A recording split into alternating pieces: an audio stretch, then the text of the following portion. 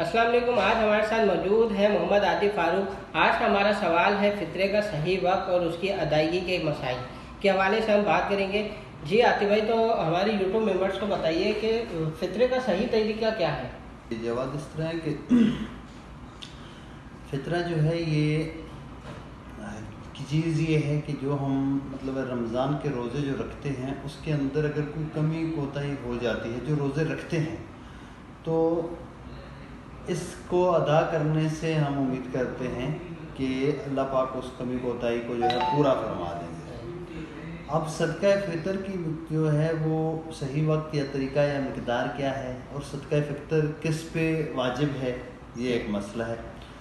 सदका फ़ितर उतना ही निसाब जितना के ऊपर ज़कात फ़र्ज़ हो जाती है या वाजिब होती है उसी पे वाजिब है, लेकिन उतने ज़कात के लिए मसला ये है कि उस माल का हमारे पास साल गुजरना शर्त है।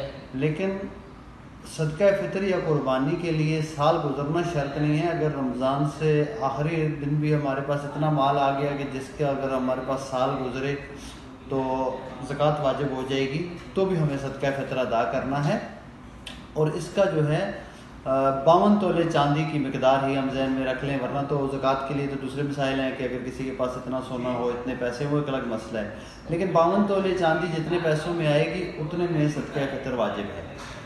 और इसका सही वक्त और तरीका ये है कि मैं इसकी मिसाल यूँ दूंगा कि अगर एक बंदा दर्जी से कपड़े सिलवाता है और वो दर्जी उसको ईद के दिन कुर्ता नहीं देता तो वो उसके किसी काम का नहीं है, तो दूसरे दिन उसके लिए वो इतनी अहमियत कहाँ मिलेगी। तो सदका फ़ितर जो है वो रमज़ान की ज़रूरियात को पूरा करने के लिए हम अगर इसको पहले अदा करेंगे, जितना जल्दी अदा करें, वैसे तो ये ईद की नमाज के बाद भी कर सकते हैं, अगर कोई रह जाए तो छोड़ना नहीं है, ईद के बाद भी दें, लेकिन बेहतर ये है कि रमज़ान के शुरू में दें ताकि जिसको जो मुस्तहिक है उसके लिए इसकी ऐसी अहमियत है जैसे लिए हमारे लिए पोते की अहमियत है, वो उसकी ज़रूरतें पूरी करेगा तो इसको पहले देना चाहिए।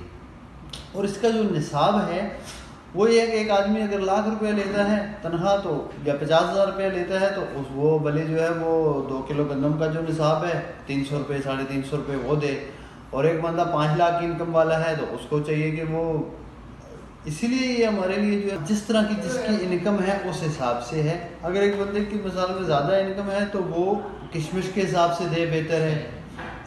और अगर किसी की कम इनकम है थोड़ी तो वो खजूर के हिसाब से भी दे सकता है, और अगर एक नॉर्मल आदमी है तो वो क्या नाम है गंदम या गेहूँ के उससे भी दे सकता है।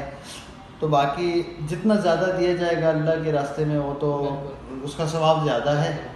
तो बहरहाल इसको जो है ना रमज़ान के शुरू में दे देना चाहिए ताकि जिन लोगों को इसकी ज़रूरत है वो वहाँ तक पहुँचेगा तो इंशाल्लाह वो रमज़ान की खुशियों में हमारे साथ जो है वो शामिल हो जाएगा।